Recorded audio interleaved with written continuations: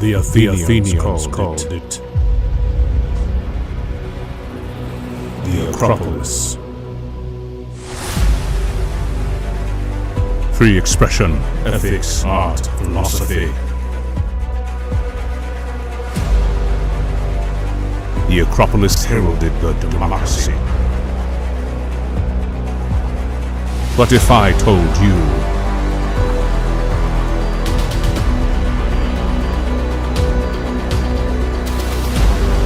the Acropolis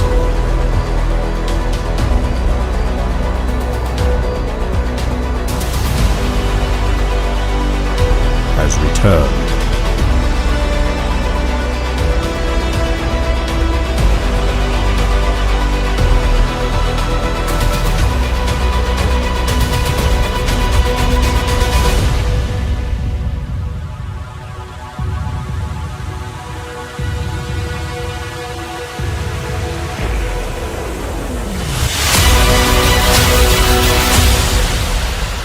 Acropolis News. News from the Acropolis.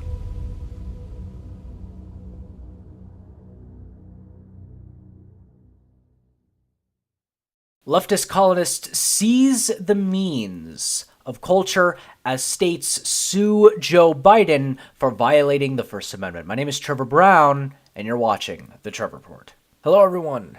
Welcome back to The Trevor Report, and let's begin. States sue Joe Biden, Jen Psaki, Dr. Fauci, and more over big tech censorship. There's a whole lot to this, a whole 86 pages to it that I'm going to be honest, I haven't read yet. I've read one of the Attorney General's thread regarding it.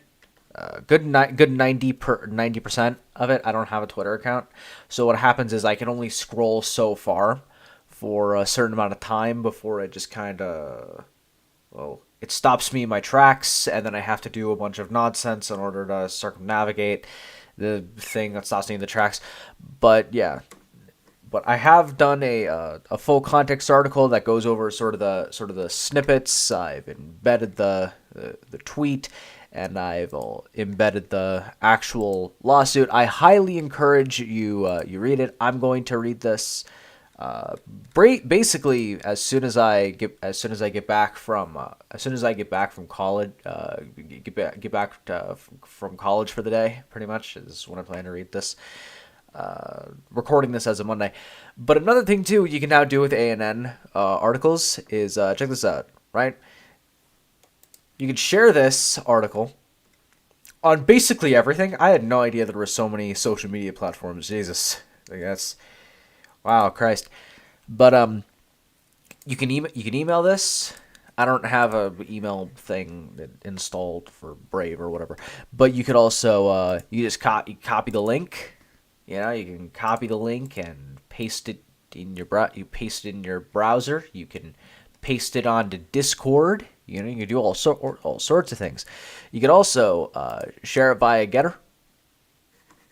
I'm very proud of this.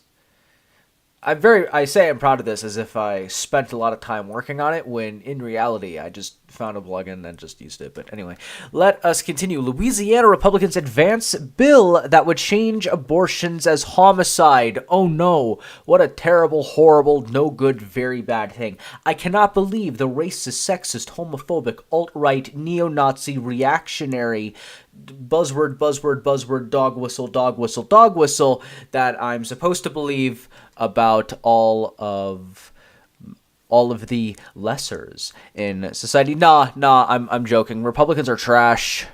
There's maybe like 4 good Republicans, maybe 5, and none of them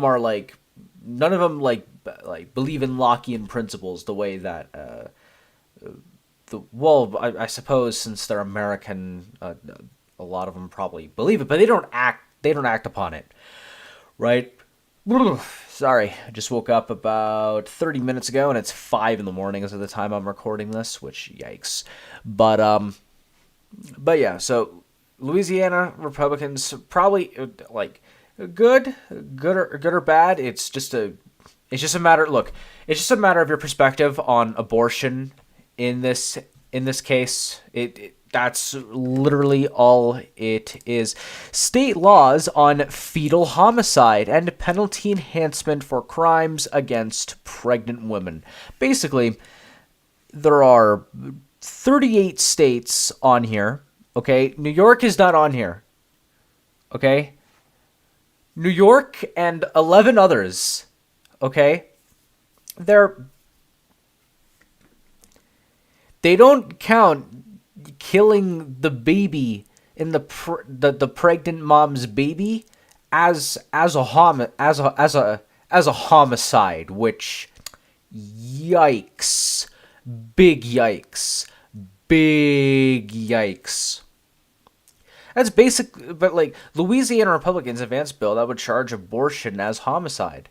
Well, the thing is, if you believe, because here's the thing, Louisiana Republicans probably believe that abortion is the murder of a baby, and homicide is how we legally classify murder.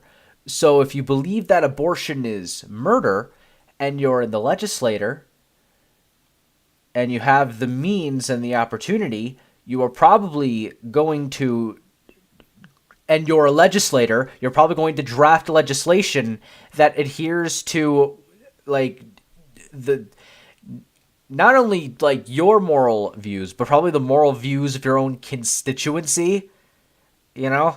Republic, representative democracy, like, come on.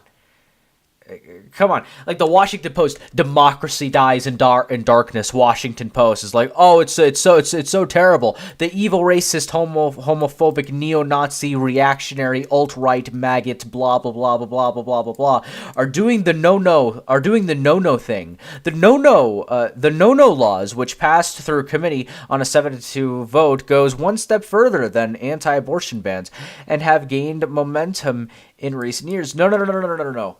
Okay, they're not anti-abortion. They're pro-baby. Okay, and it goes the same way for the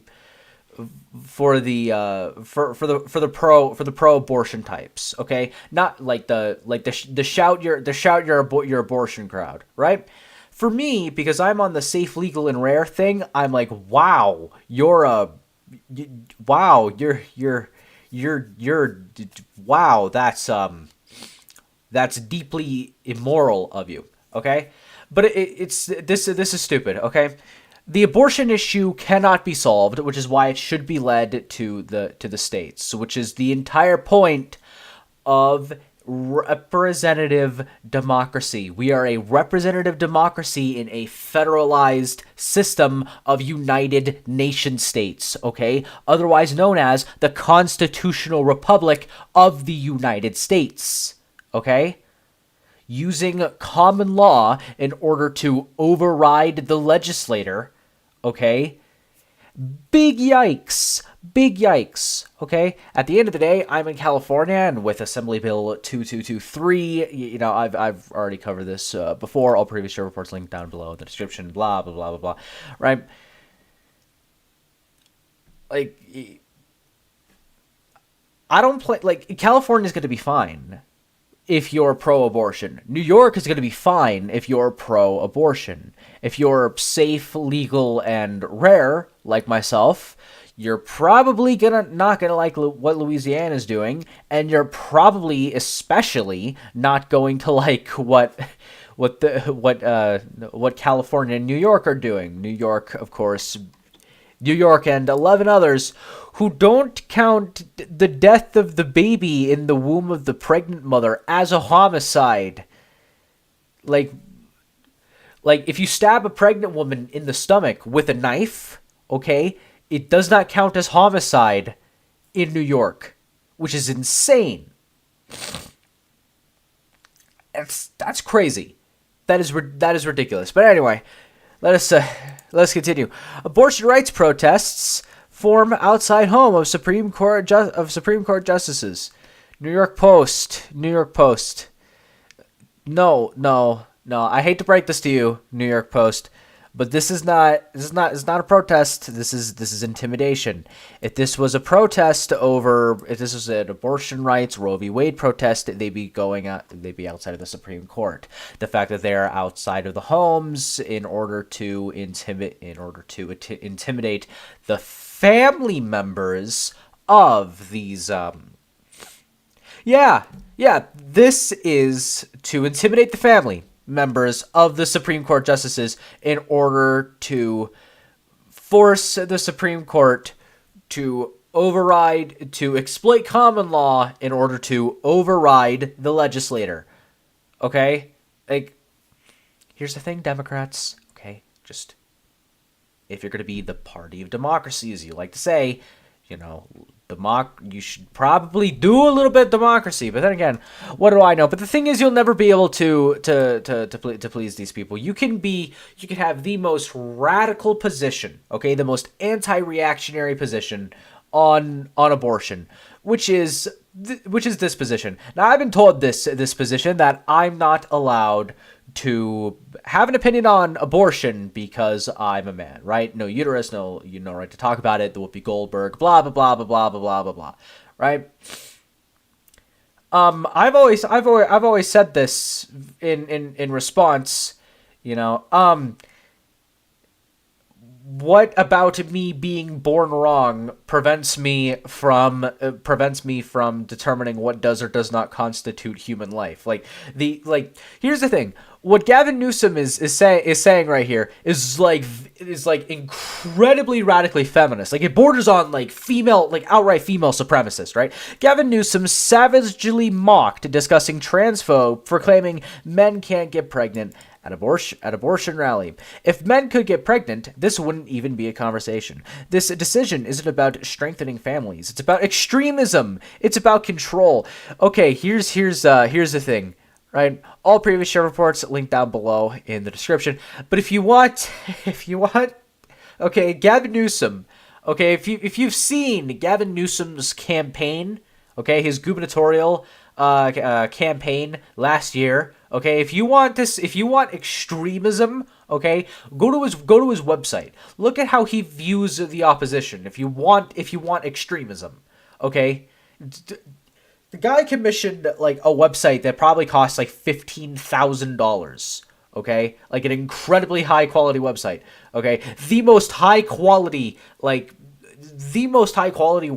I've ever seen in my life, okay, higher quality than mine, and I dedicate time to my website, and I do a bunch of things. Okay, well, the thing is, I don't have a bunch of Soros money like presumably Gavin Newsom does, but I digress. Okay, what he's speaking to is that is the female supremacist position of men are evil, and well, men aren't evil.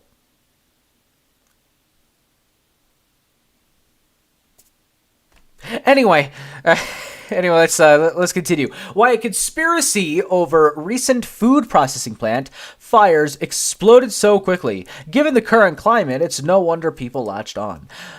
A salad packing plant in Salinas, California is destroyed in a massive fire, while at almost the exact same time, an onion processing plant in Texas is engulfed in flames. So, a California plant is on fire, and a Texas plant is on fire at around the same time. Planes nosedive into the heart of food processing plants in Georgia and Idaho, a warehouse with 50,000 pounds of food burns, as well as an animal feed mill, a cereal processing plant, and a meat packing plant, all of them alit, taking America's precious food supply from them. Is it mere coincidence? Well, the thing is, when enough coincidences line up, okay, right? If you have even the slightest amount of journalistic integrity, you're like, all these plants going down at about the same time? Are they is all of these food processing plants going down at the same time? is planes. Okay, the United States has a history of our enemies crashing planes into things that we need. But whatever, fine. You know, it was only super effective the first and the second time it happened, and now the third time that it happened. Like, I don't know. Fine, whatever. Is it mere coincidence? Just some bad things happening at the same time? Or is it a sinister plot to starve the United States and cull the herd of useless eaters? So here's the thing, right? This is why I don't like these fact-checking websites like the Daily Dot, Snopes. I'm forgetting one, but there's a third one. But they're all equally terrible. What they do is they find the most insane version of a claim, right? Because there's probably something in here. People who assume that nothing happens by accident believe the latter. And they're spending an emergent conspiracy theory that food processing plants around the country are being burned down or destroyed as part of a concerted effort to take control of America's food supply. Starting around April 20th, conspiracy blogs and social media accounts have been spreading lists of meat packing plants, food processing facilities, cereal mills, and other buildings related to the packing of food that all mysteriously burned down or been destroyed.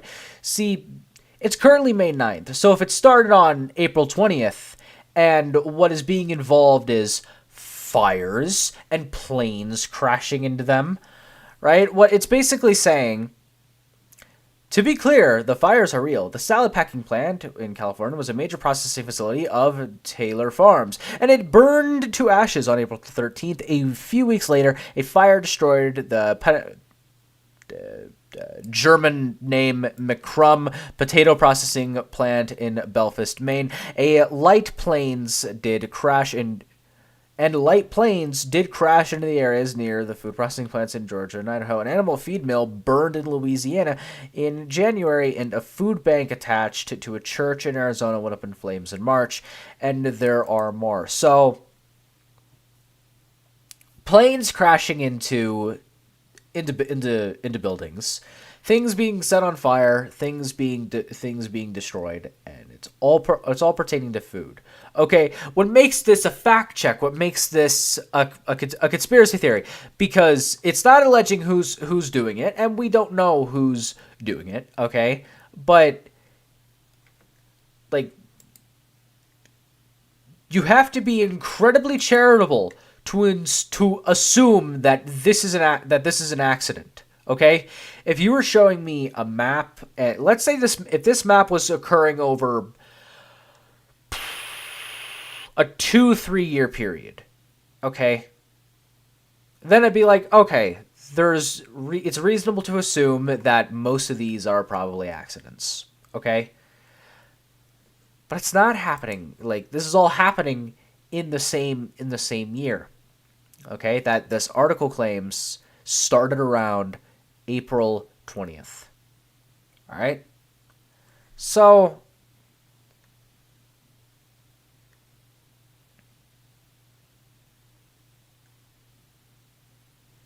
I don't know. What makes this a conspiracy theory is this line right here. Or a sinister plot to starve the United States and cull the herd of useless eaters. And it goes into this further. You know, look, I'm going to be honest, I have not read this all the way through, but I'd imagine, yeah, Bill Gates or whatever, and a bunch of other, and probably a few other things. Okay, it's taking the most extreme version of a claim a couple people are making, and then they're taking the extreme version of the claim and then claiming it's the exact same version as the not so extreme version of the claim. These fact-checking websites essentially exist to gaslight and strawman the working class, which Mike Rothschild, yikes. Well, I'm not going to make he could just have the last name Rothschild. You know, my last name is Brown. It doesn't mean I'm related to Jerry Brown. I'm in fact not related to Jerry Brown. So that could just be a coincidence, you know, but Meme magic, I guess, right there. Anyway, let us continue. U.S. intel helped Ukraine sink Russian flagship Moskva. I don't speak foreign. Officials say, look, here's the thing. I've made this position about how I feel about the Ukraine-Russia thing. All previous Trevor reports linked down below in the description. Blah, blah, blah, blah, blah. All right? I'm going to say it again. And because I live stream now, I'm debating to myself right now whether or not I want to be careful about what I'm going to say. I'm not going to be careful about what I'm going to say because, that's the point of having a decentralized presence on social media, right? Is so that you are not beholden to the targeted harassment campaigns of the culture of Silicon Valley Authority platforms, and you're not beholden to the editorial policies of Silicon Valley Authority platforms. So anyway, Russia is what I sarcastically called a snow desert. All right, it is a militarized snow desert that is taking over a corrupt oligarchy in the middle of nowhere in a part and region of the world that I have absolutely no meta-ethical connection to whatsoever.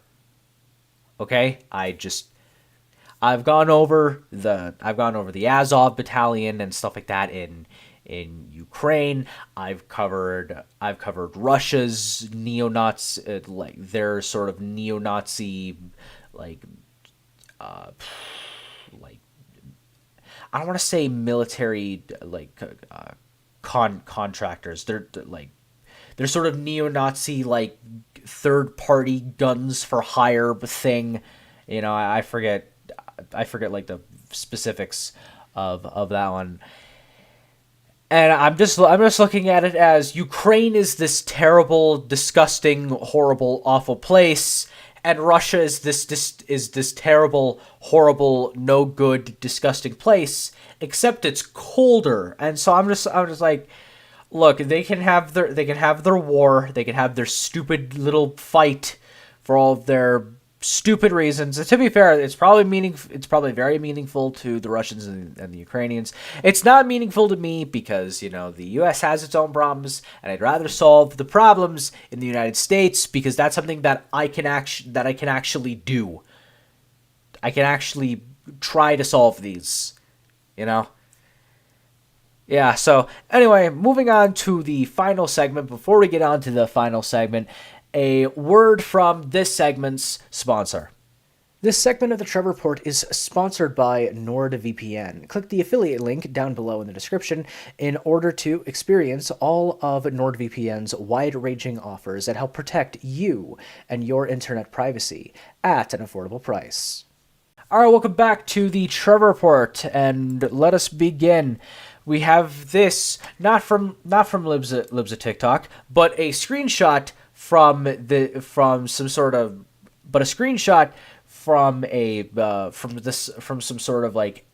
aggregate getter channel. So take all of this with what you will, in case I'm missing the context or whatever. This was given to Missouri high school students. Now, I am very, very, very familiar with being given political questions by your teacher and by your curriculum, explicitly political questions that are. How do I want to put this? Oh yeah, politically charged in a specific direction with the goal of indoctrinating the children in order to use as weapons in a Gramscian war of position. So I know what all this is. This is my entire experience with high school. Okay, my entire experience with college. And then when you challenge them on, it's like, this is an overtly political question, right? These fucking weasel teachers go, oh, this is not political. I didn't write the book. I just chose the book for the class. Shut up. For all I know, you co-wrote the book because it just so happens that this book agrees with all of your everything. So whatever. Teresa has heard in the news that the fatal shootings of an unarmed African-American man by capital A in African-American, lowercase p in police officer. Basically, all previous Trevor reports linked down below in the description. When people capitalize races, because race is not a proper noun in the English language, and unlike in the German language, we don't capitalize every noun, right? I went over a journalistic resource about basically you capitalize. Basically, long story short, you capitalize races when you're trying to start a race war, basically. And I think race wars are bad. I shouldn't have to say this, but I'm saying it because apparently I in fact do have to. But does not think that it is necessarily due to racism. Teresa is most likely a dialectic materialist. This is stupid. This is the synthesis anti-synthesis ritual, you know? Teresa is most likely appealing to Occam's razor, you know? What Occam's razor is, okay, is that this African American man was shot by the police. Okay? Occam's razor is figuring out the cop's motivation. Okay? Occam's razor is figuring out where this African American man was. You know, because if you live in densely populated areas, right? People get mad at each other because you're in a compact space with a bunch of people that you don't really associate with, that you're a bunch of strangers with, you know? And it's okay. Occam's razor would be, can I see the video footage? You know, all of these things. Okay, but no, we can't have the simplest answer, right? We can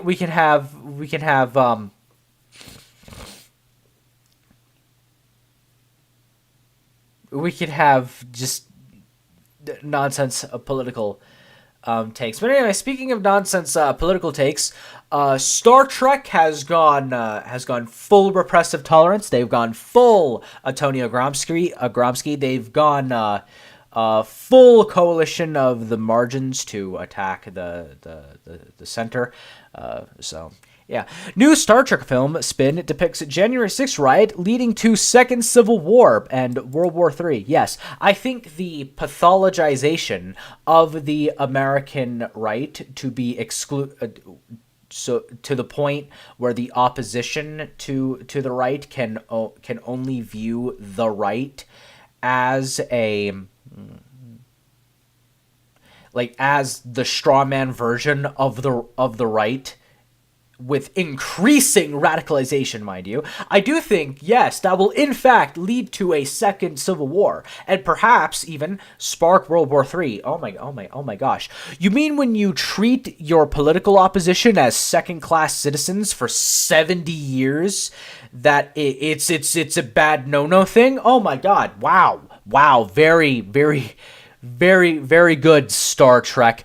Anyway, let's continue. The premiere of Star Trek New Worlds on Paramount Plus on Thursday appeared to allege that January 6, 2021, at the U.S. Capitol, triggered the fictitious nuclear World War III on Earth in the sci-fi series timeline. The spin-off from Star Trek Discovery, based in canon from the 1960s original series, showed the crew of the Enterprise discovering a pre-warp society with advanced technology, which warring factions of the planet are about to use against each other. As a peace summit between the two factions begins to break out, Captain Christopher Pike beams down in the middle of negotiations to show the two sides Earth's history and warns that the planet's current fighting would lead them down the same path as Earth, a second civil war that became a eugenics war and a nuclear World War III. Oh, you mean like the abortion eugenics? You mean the abortion? Yes, if a civil war sparks out because of abortion, which, to be fair, was always inevitable because Roe v. Wade is the exploitation of common law in order to override the legislator for several decades, which ends up treating the opposition as second-class citizens for decades, and when the Republicans are like, okay, let's not have this, and then you can have your abortion in your states, and then we can have our not abortion in our states. This is a better solution. This is a solution that ensures people's. This ensures that it. Don't get me wrong. The country will increasingly polarize, but it won't treat the opposition as second class citizens. At least in the instance of abortion, But anyway. Look, this article goes on. It's a quick read. It's about 4 or 5 minutes. But this isn't the first time a show that depicts the politics of the future is using leftist dog whistles in the front to talk as an excuse to talk about the past being our present, right? So Stacey Abrams answers to Madam President in her Star Trek Discovery cameo. Basically, Stacey Abrams, the failed Georgia candidate, shows up as president of the planet, as president of Earth. Yeah. So, not propaganda. Definitely not propaganda. She's definitely a Trekkie. I'm not a Trekkie, but I'd imagine politics of the present colonizing the politics of the future because the writers are just becoming increasingly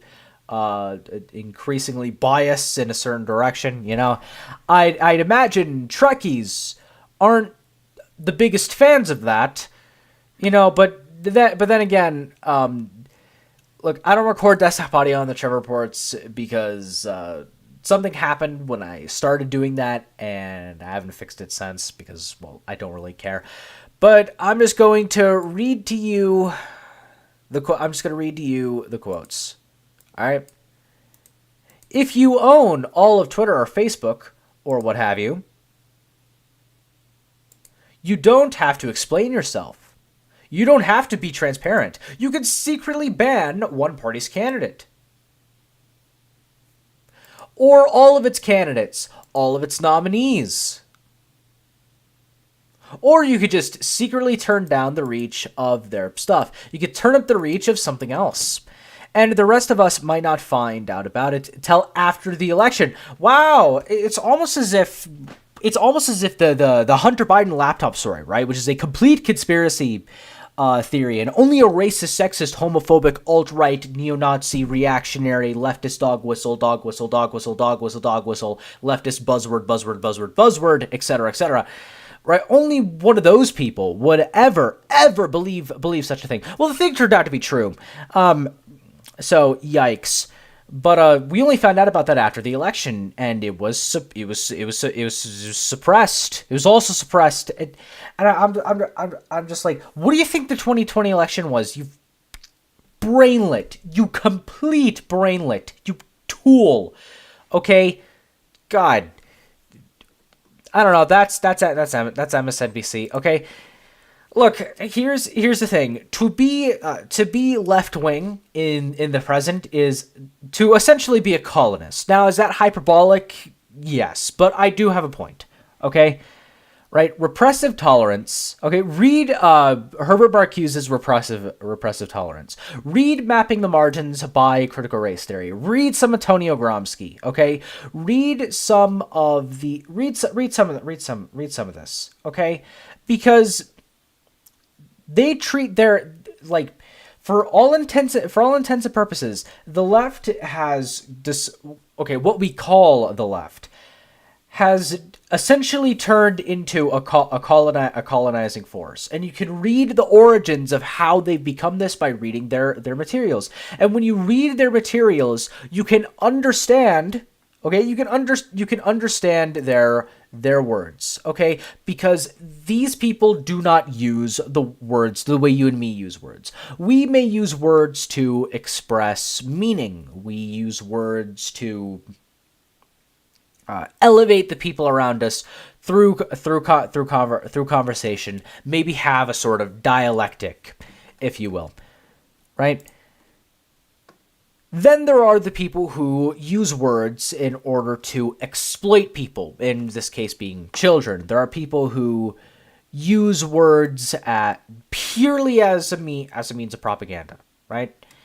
And then there are people who use words in order to create excuses for the people in power. Okay? That's not how we use words. Especially, that's not how I use words, okay? Because pseudo-benevolence is just a synonym for malevolence. But anyway, in the meantime, my name is Trevor Brown, and you've just watched The Trevor Report. Do click the Linktree that I was forced to make by myself for opposing black nationalism, long story, down below in the description. This video is sponsored by Acropolis News Network, the world's first fully independent media organization that is powered by Liberty platforms, peer-to-peer advertising, and cryptocurrency. On Acropolis News Network, we have a different standard of journalism. We allow anonymous reporting like Project Veritas. We also have a few anonymous reporters. I'm not going to say how many of them there are, and I'm not going to say who they are because they're, anonymous. But more importantly, if you subscribe to a membership subscription onto Acropolis News Network, not only will you get access to a ton of premium content that'll be coming out very soon, and a bunch of premium content that's already available on the site right now, you will also help fund our fully independent journalism and our academic contributions to society. If you do so, I would greatly appreciate it. You can also click the donate button over on any of the Acropolis News posts. I, as the chief editor, would greatly appreciate it because, well, it helps us stay independent, like I said, and that's part of our brand. And if you would like that to stay as a part of our brand, well, I would greatly appreciate it.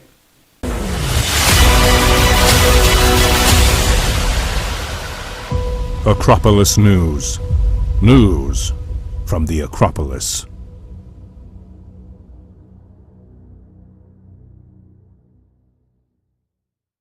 All of you brilliant viewers out there, my name is Trevor Brown. I am the editor-in-chief of Acropolis News Network because I can give myself whatever name and title I want because I own it. You could go to theacropolisnews.com or you could go to ThisJustTrevor on whatever Liberty platform is your choice. Except for the ones I'm not on because I haven't seen them pretty much.